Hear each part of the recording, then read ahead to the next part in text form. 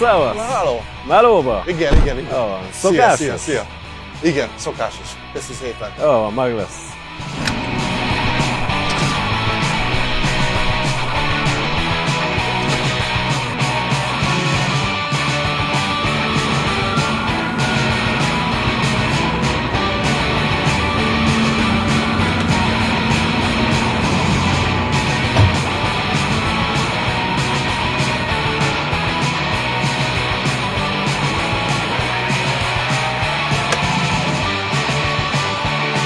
Te meddig jutsz a fizetéseddel? A növekvő infláció miatt mindenki megérzi a reálbér csökkenését. Reálbér kalkulátorunkkal te is kiszámolhatod, mennyit ér valójában a fizetésed. A kalkulátort megtalálod a leírásban.